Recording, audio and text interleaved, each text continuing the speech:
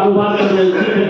आज भी हम लोग उतने टेक्नोलॉजी में आगे नहीं गए हैं जितने टेक्नोलॉजी में और बिजनेस के लोग आगे गए। अगर भारत सरकार हमको लाइसेंस देती है कि बीज की दुकान करने के लिए, तो हॉस्पिटल को भी लाइसेंस देती है, एजुकेशन सिस्टम को लाइसेंस देती है। हम ये जानना चाहते हैं कि मेरे साथ इस तरह का दोहरी राजनीति क्यों अपनाया गया है, क्यों ऐसे सिस्टम को लागू किया गया।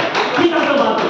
अगर हम हॉस्पिटल में जाते हैं, हॉस्पिटल को लाइसेंस देता है भारत सरकार, ठीक। डॉक्टर पढ़ा लिखा है ना, वो एमबीबीएस है ना, वो आपके मरीज को लाखों रुपए लेता है और सीधा से ऑपरेशन से पहले उसको अपने डिग्री पे भरोसा नहीं है। आपसे पहले सीधा सा वो एप्लीकेशन सिग्नेचर कराता है कि अगर आपकी बॉडी या आपके रिलेशन का या आपके घर का बंदा अगर स्टेचर पर मरता है तो मेरी जिम्मेदारी नहीं है। तो हमारा सवाल सरकार से है कि मेरे साथ इस तरह की रणनीति अपनाई जा रही है। एजुकेशन सिस्टम मैं जानता हूँ कि हमारा 20% हर साल छोटे छोटे 5 साल पहले जो झोपड़ी खोला था एजुकेशन के नाम पे, आज वो बिल्डिंग बना लिया, करोड़ रुपए की बिल्डिंग बना रहा है। वो हर साल 20% अपने ग्रोथ कर रहा है। 3-3 साढ़े 3 हजार हम लोग बच्चों को फीस देकर बर्बाद हो गए।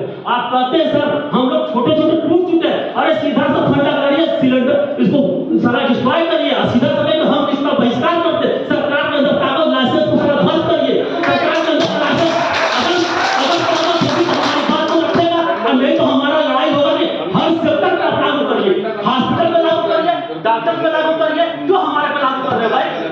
एजुकेशन पे लागू करिए, फूड विभाग पे लागू करिए। सारा ठेला खोंचा वाले बेच रहे हैं, एक सारा ठेला खोंचा वाला बेचता है, कहना नहीं कि मुझसे थोड़ा सा औसत निकल रहा है, उनका लाइसेंस फूड विभाग चेक करे।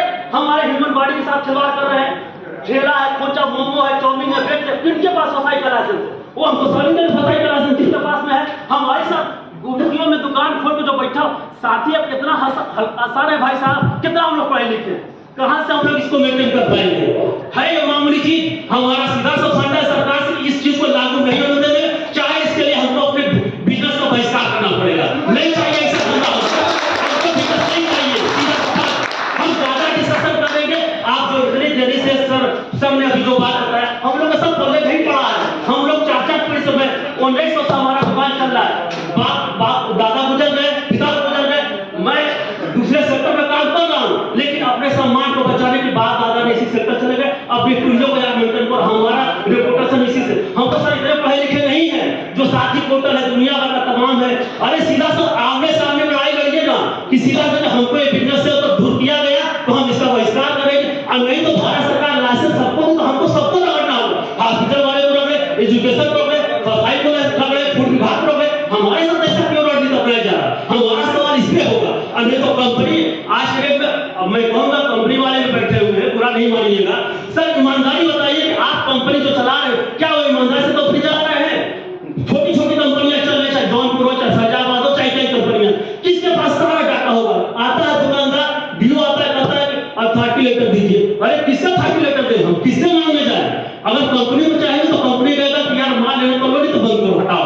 उसके पास 50 विकल्प, हम लोग कहां जाएंगे, किससे बात मांगेंगे? तो सर ये बहुत डिफिकल्ट लड़ाई, सीधा सा फंडा अपनाइए कि इसको बहिष्कार कैसे किया जाए। इसके लिए कोई भी कदम आप आदेश करिए, हम लोग कदम उठाने को तैयार हैं।